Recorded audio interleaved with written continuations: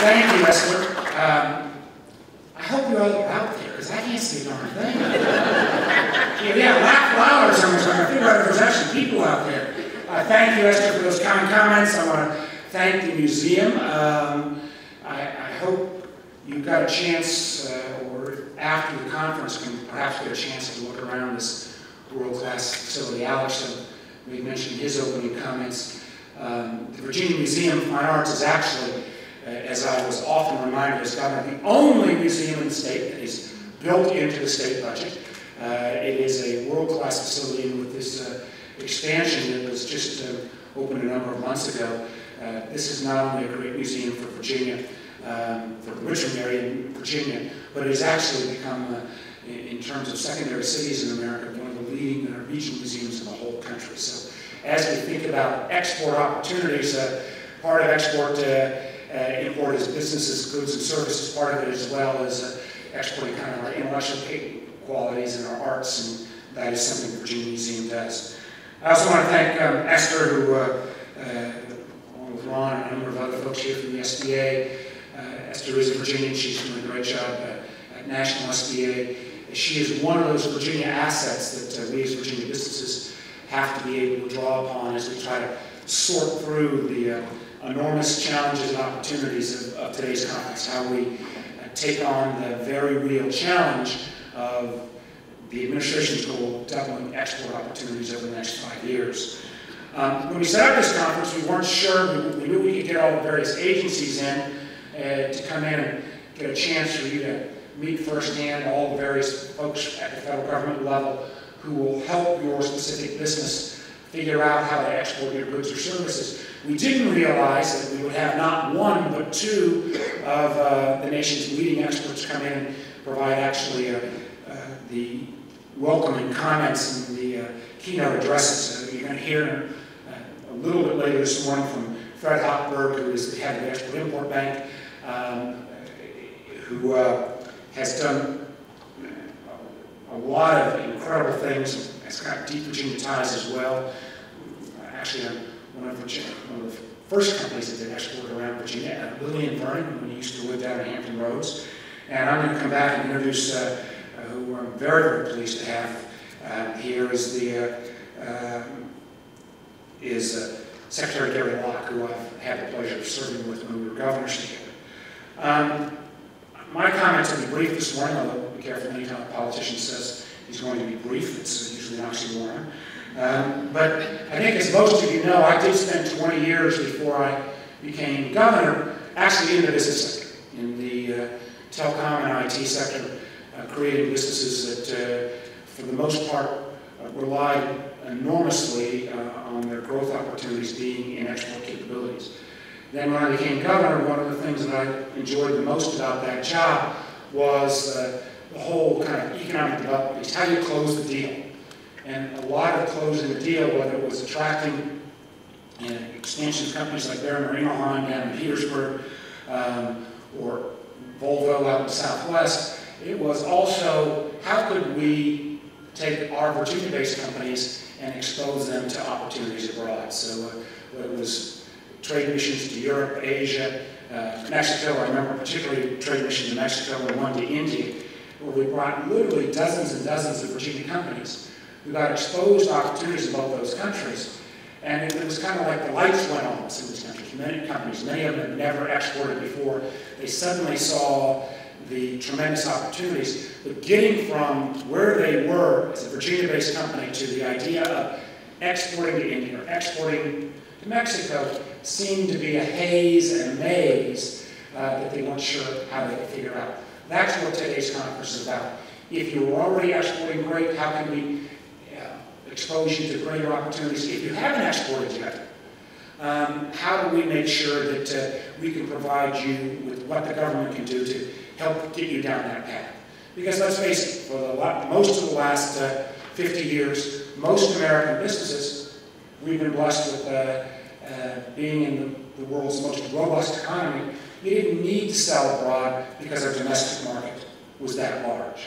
The problem is right now, as we see this enormous contraction take place in our economy over the last few years, not only do we have to sell to our domestic market, but if you're going to grow, and literally 95% of all the world's consumers are not in America, they are abroad. If you're going to grow, you're going to have to take advantage of these export opportunities.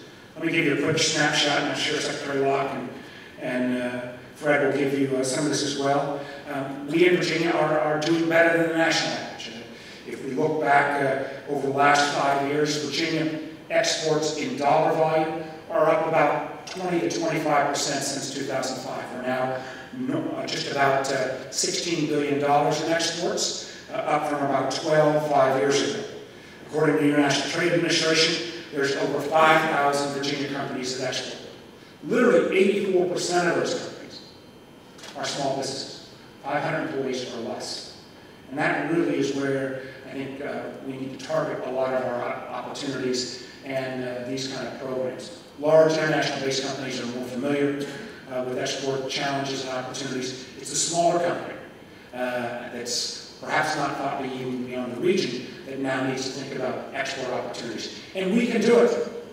Sometimes people say, well, our manufacturing costs or other costs make us non-competitive. One only needs to look at Germany, with both higher wage rates and higher taxes, I might add, that has built its economy for many, many decades, and particularly since the downturn in 2008, has seen a revival much greater than we've seen in America, almost exclusively based on their export opportunities.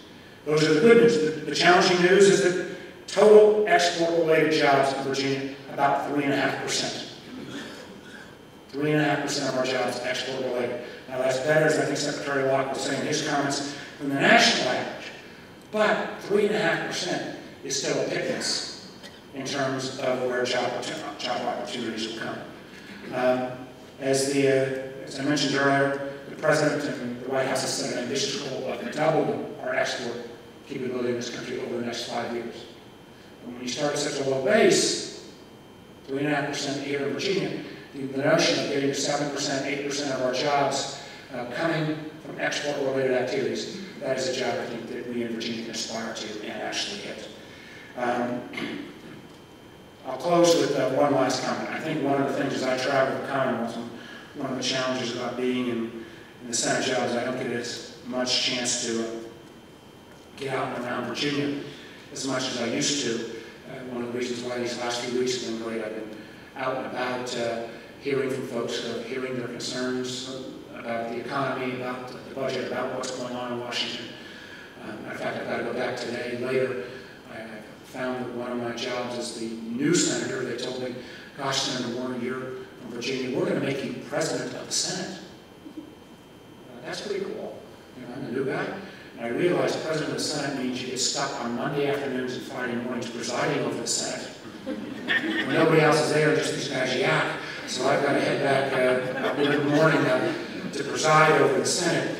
But when I do get out and around, as I have over the last 3 weeks, you hear the concerns, enormous concerns about where our economy is going, enormous concerns about, particularly some of our rural areas, about the loss of jobs abroad.